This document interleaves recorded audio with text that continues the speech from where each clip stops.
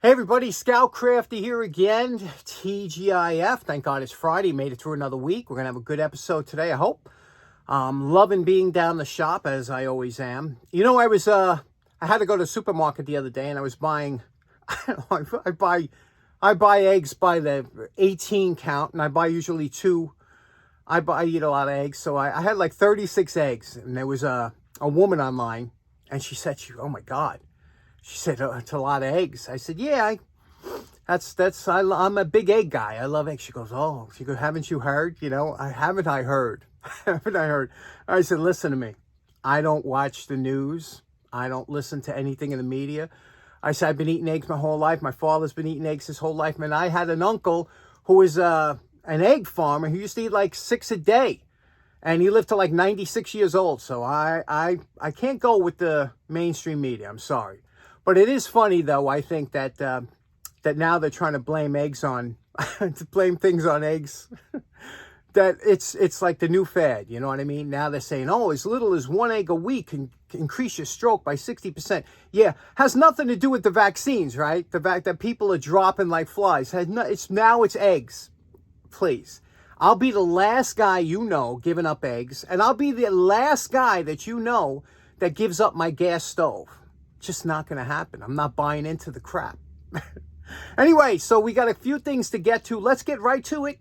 Going to be a good episode. Okay, so last episode we put some bearings in these wheels that I was going to do for one of these cars, but I was going to make more than one car, and I had some other wheels that I wanted to use. And you remember I mentioned my good friend Brian O'Hare. Well, Brian, besides getting me some bearings, he also had these wheels that were part of the same mechanism that he used to have to swap out because this would get worn out on the outside and he had to throw it and replace it. So he saved a bunch of these for me. And I said, wow, this would make a cool wheel for that car, right? Look at that. So I said, awesome. We got a bunch of these. The only thing is I need it. See that shaft here? It uses a shaft, a 3/8 of an inch shaft, and there's a little bit of a flat on the shaft. See, I just filed off a flat on that shaft, and if you see, when you put that in here, it'll fit on there. And but now the shaft is attached to the wheel. There we go. Now the shaft is attached to the wheel like this. We need the shaft to spin. So we got to put bearings, right? I was going to have it free spinning and just a hole in here, but it you know, come on. Bearings are awesome. What kind of maniac doesn't like a bearing? So I said, okay. So I ordered up some bearings. Now, when you buy these bearings here, these are the non-flange type. They're just a regular bearing, run-of-the-mill, very inexpensive now. Here, I got 10 of these. You know, they run less than $1 each. You know, when you buy them, it's like $8 for 10 bearings. So it's an easy deal here. So now, when you buy a bearing, there's 3 things that they usually say. First, the inside diameter. That's what you usually look up the bearing for, the inside diameter. So in this case, it's 3/8 of an inch inside diameter. Then it goes by the outside diameter, which is 7/8 of an inch, followed lastly by the thickness. Now, you can get these bearings, they come wide or something, but you try and buy standard bearings because that's where you get your cheap ones. So here it is. This is 3/8 of an inch, so now this is usually a press fit, but we'll press that over the edge of the shaft here like this. Now what we have to do is we have to be able to put a 3/8 inch hole here so that this bearing will sit in there and spin. So now, how do you make a 3/8 inch hole in wood? Well, if you're just starting with a blank piece of wood like this without any holes in it, your best option is what's called a spade bit. This is a spade bit here. Spade bit works great.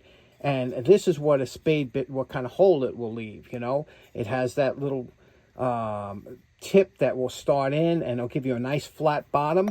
And then you take your bearing, and it'll seat right into that hole. How nice is that, right? So we could do it that way. The problem is that I drilled these holes out before. I drilled these 3/8 inch holes out before I knew I was going to put bearings in. And now you can't use a spade bit because see what happens? You need that point to guide it. So I'm not going to put another hole in. I have to enlarge this. Now there's a couple ways you can do that.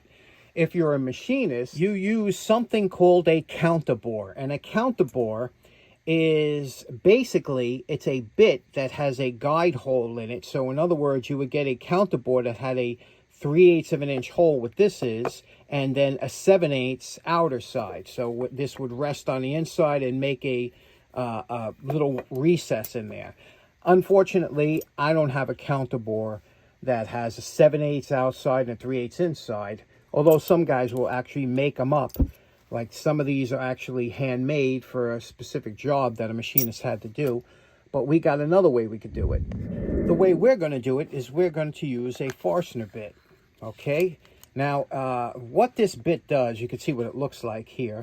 It'll make a beautiful, it has a very small pilot point, but it'll make a nice flat bottom hole. This is the hole you get with a Forstner bit right here. And you can see this is 7/8 of an inch. The bearing will fit right in. So now all we have to do is align this, that we get perfectly aligned, because if it's not aligned, the axle will bind up going through. So how do we get this aligned with this side perfectly? Because we only want to go in about the depth of the cutter. So, you know, you have to think about which way to do it. If you put it in the drill press, you have to make sure that it's aligned properly. How do you get this perfectly like that to drill that hole? Think about that for a second, and I'll show you what I came up with. Okay, while you're trying to figure out how you would go about enlarging this hole so that it would be perfectly concentrical and look like this when you're finished, while you're trying to figure out how you would perform that operation, I want to talk for a minute real quick about Spade Bits. And, you know, if you don't have these in this shop, I think these are some of the best bits you can possibly have in the shop. They're inexpensive. They work so well. There's so many things you can use them for.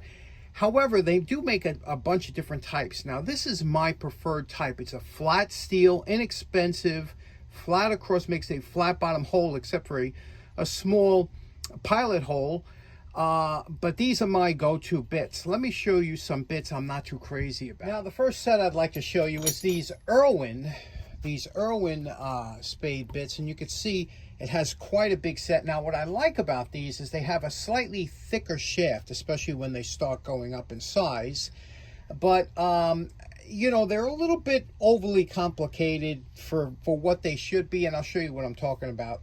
Let's take a look, first of all, at, here we have two of the identical. This is the regular flat bit I was talking to you about that I've had for many, many years. And this is the Irwin one.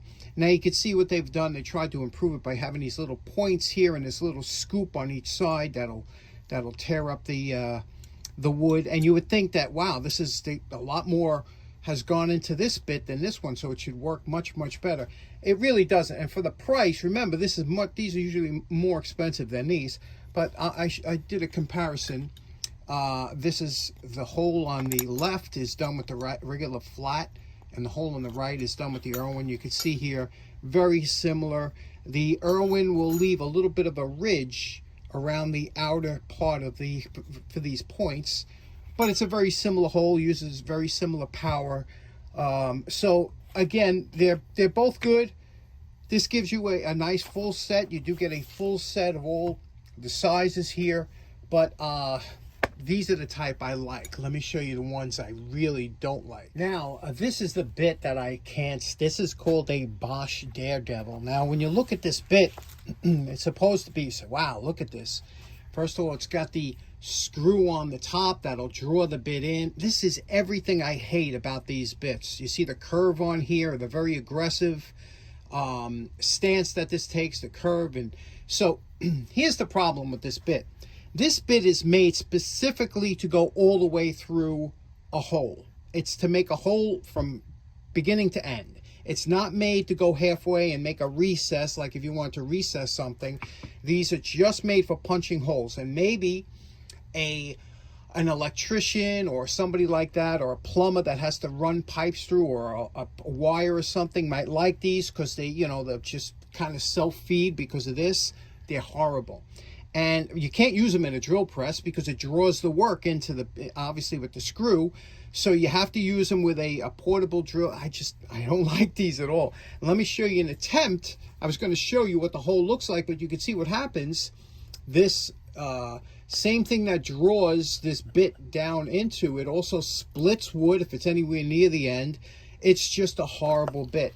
Now, there might be some guys out there that like them, but I'm just telling you from my experience, stay away from these. These are nothing but, you know, they're going to give you a heartache. And again, you can only use them with a portable drill, and it's only made to go directly through. So if you're doing some rough work in a building and you got to run a line that nobody's going to see, the tear out or whatever, these might be okay. But anywhere else, forget them. Now, one of the challenges, the reason we're doing this with the construction grade lumber is it'll make you better. If you could work with junk wood, then when it comes to working with nice walnut or a hardwood, it's that much easier. It behaves much better. Over here, what I'm going to show you is I got to drill a hole in here as part of the cockpit. And what I want to do here is I want to drill a hole through this. Now, Spade Bits have a horrendous problem when they tear through the other side of the wood. And meaning when it comes through, it'll make a mess on the other side of the wood. So you could put a backer block on here, but the best way to do it is to set up your drill press so that when you come down, notice where the point is here, the piercing point. When I come down, I just want to break the surface here, the flat surface. I just want to make a small hole. So I'm going to put my drill stop. Again, probably one of the best features of a drill press, the drill stop here. You see that? I'm going to keep my drill press, the stop there, so it can't go any further, and I'll show you what we'll do. Now I just drilled through here, and you see that little hole that it made there? Well, now when I go in from the other side and drill it this way, it'll meet up, and I'll get a nice hole without that awful tear out. Let's show you.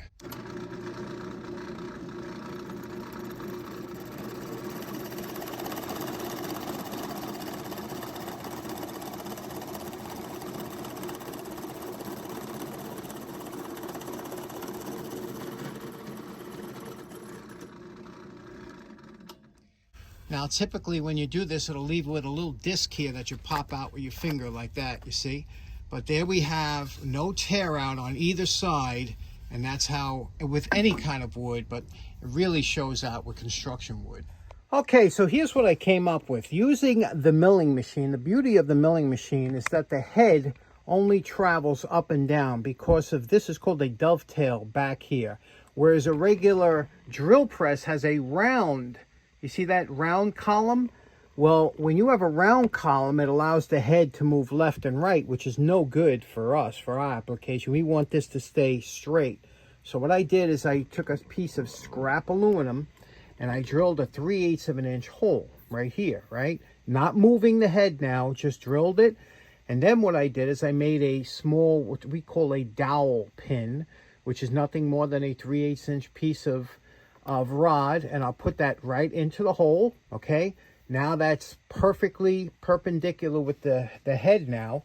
And now what we'll do is we'll take the car, see here, we'll slip it over. Remember, I got to make a line, so we'll put this over here like this.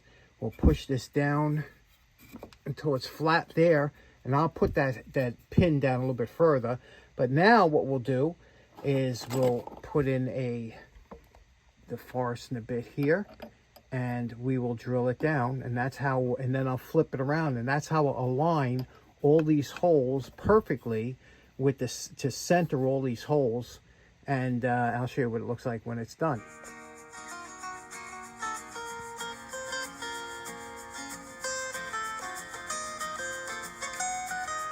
Now this is exactly what a dowel pin is used for, and that would be a temporary alignment jig or something like that, and that's what makes these indispensable in the shop. Now we recessed all the bearing slots. Now unfortunately a lot of times these are meant to be pressed in, but you can see here they almost like a drop-in fit. Now that'll be fine for this application, but if you wanted a tight fit where you wanted the bearing to make sure it doesn't spin, you could shim the outside. You could do that with a piece of, well, in metalworking, you usually use like an old soda can or something like that. Just cut a round, small shim and put it in and press the bearing in so it don't spin. Or you could, with something in an application like this, you could use tape or anything that will stop this bearing from spinning and still be centered when you press it in. Okay, so in closing, that was a fast 15 minutes, wasn't it? I hope you enjoyed it as much as I did. I hope you have a fantastic weekend. We'll see you again on Monday. Take care now. Bye-bye.